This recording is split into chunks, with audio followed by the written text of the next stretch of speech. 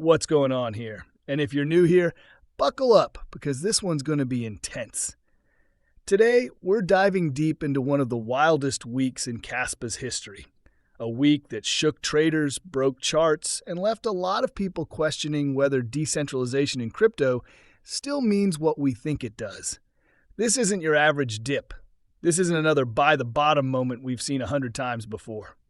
What just happened across the Kaspa ecosystem and the wider crypto market feels different. Heavier, more coordinated, and honestly, more alarming. According to Kaspa Daily, we've entered an oversold zone that has only appeared twice before in Kaspa's lifetime. And each time that happened, history recorded massive rallies afterward. The first time, Kaspa skyrocketed from 1 cent to 15 cents, and the next time, the token doubled within weeks. But the real question now is, does history really repeat itself in crypto? Or are we walking into uncharted territory where old rules simply don't apply anymore? Let's break it down. This video is for educational purposes only. It is not financial advice. Always do your own research before investing in crypto. Kaspa Daily reported something fascinating. All major liquidity clusters are now sitting above the 7 cents mark. That means that every leveraged trade, every big liquidation zone, and every whale's position is stacked upward. Normally, when the market looks like this, it signals a clear direction. Up. The path of least resistance should logically point higher. But here's the twist.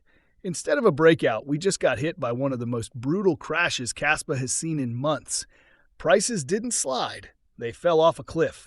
Traders everywhere are scratching their heads, asking how a market primed for a breakout just imploded instead. And honestly, that confusion is justified. Kaspa Silver dropped a gem of wisdom that every investor needs to take seriously. They said, and I'm paraphrasing here, when people say no one knows the future, they mean it. Anything can happen. So stop chasing price predictions. Instead, learn what you're actually investing in. That message hits hard, especially this week. Too many people in crypto treat tokens like lottery tickets without understanding the fundamentals behind them, and that's exactly why so many get wrecked when volatility strikes. So ask yourself, how many of you really understand what Kaspa is, how it works, and what makes it different from thousands of other blockchains? Kaslan's pointed out something subtle but powerful: Kaspa's hash rate.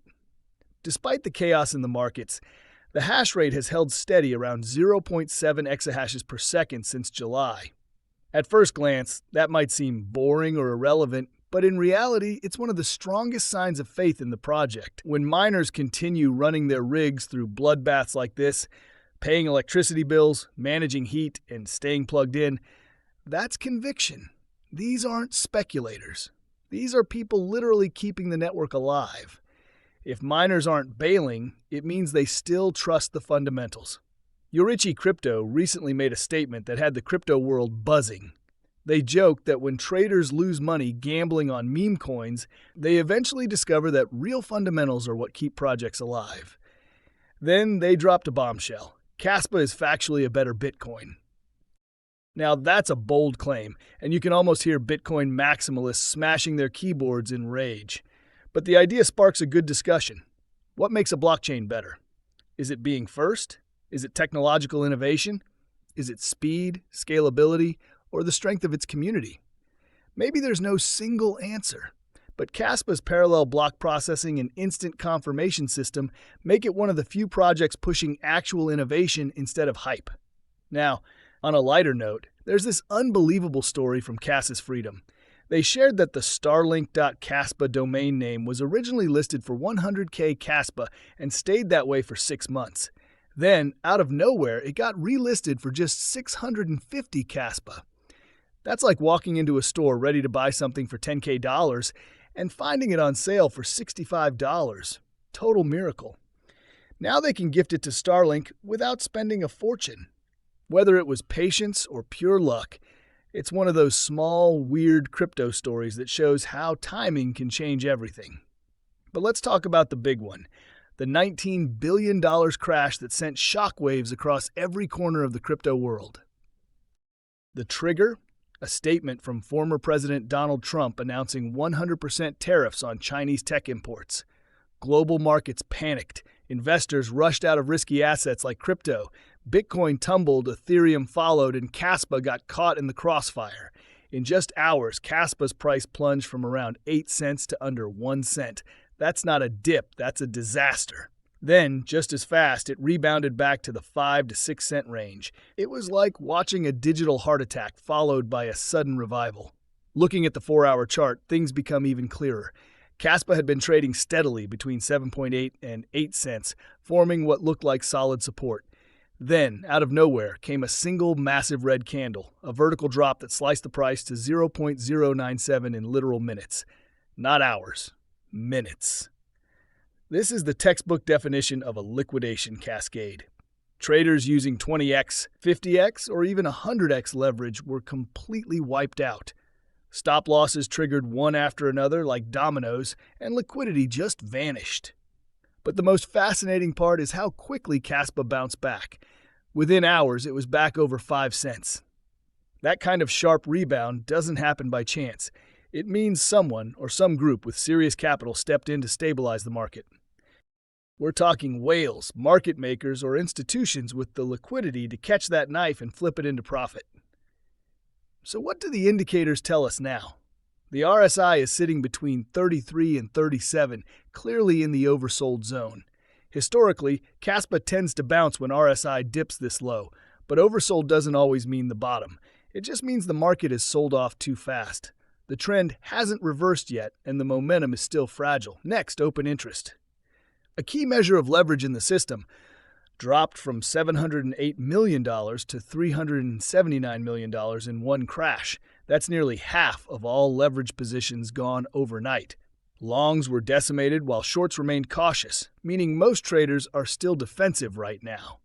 The MACD isn't showing much mercy either. Red bars continue printing, both signal lines are pointing downward. Translation, selling pressure still exists. Recovery might take time. This is what a wounded market looks like. Not dead, not done, but shaken and cautious. Here's where things get technical again. The key level to watch this week is 5 cents. If Kaspa stays above that zone, we might see a technical bounce towards 6.5 cents or even 7 cents. But let's be real, that would just be a temporary recovery, not a trend reversal. If the price slips below 5.5 cents, then the next major support is around 4.5 cents. Falling under that could trigger another sharp correction before things stabilize. And for the bulls out there, the big test lies at 7.5 cents. Reclaim that, and we can start talking about a proper recovery trend. But until that happens, the sentiment across the market remains fragile, still trembling from the tariff shock. Now this is where things get controversial. One Kaspa user left a comment that has everyone talking. They said, "I don't trust Kaspa anymore." While other coins dipped normally, Kaspa suddenly crashed to 9 cents and wiped out all futures trading. Someone sold billions of dollars worth of Kaspa during that window and bought it all back lower. Meanwhile, ordinary traders couldn't execute their orders. Who has that kind of power? That question hits at the heart of crypto's philosophy, decentralization. If a handful of players can manipulate prices this dramatically, is the network truly decentralized? Or are we watching a system that's still vulnerable to concentrated control, just in a new disguise? Maybe it was just technical chaos during extreme volatility. Maybe not. But either way, it's a conversation worth having, because trust, once shaken, doesn't return easily. This entire episode serves as a brutal reminder that crypto remains a high-risk battlefield. No matter how strong a project's fundamentals are, macro events like tariffs, regulations, or political announcements can flip the entire market upside down overnight. Right now, every investor's focus should be on capital preservation, risk management, and emotional discipline. These aren't sexy topics, but they're what separates survivors from casualties in this game. Don't chase every green candle. Don't panic on every dip. Observe, plan, and act with purpose. As the dust begins to settle, Kaspa still stands as one of the few Layer 1 networks with genuine innovation, a committed miner base, and a growing ecosystem. But this week showed that even the strongest fundamentals can't completely shield you from global panic and leveraged chaos. The key takeaway? Decentralization isn't just a buzzword. It's something that must be constantly tested, proven, and earned. If Kaspa truly aims to be the better Bitcoin, it has to demonstrate resilience not just during rallies, but in moments like this, when faith wavers and markets bleed. So where do we go from here? Keep your eyes on the 5.5 cents to 5.7 cents support zone. Watch the market reaction carefully. If it holds, we might see stability return. If not, prepare for one more shakeout before equilibrium sets in. Either way, remember this: patience is power. This is not the time for emotional trades or all-in bets. It's the time to protect what you've built, stay informed, and keep perspective. So to sum it up, Kaspa just survived one of the wildest market storms in recent memory.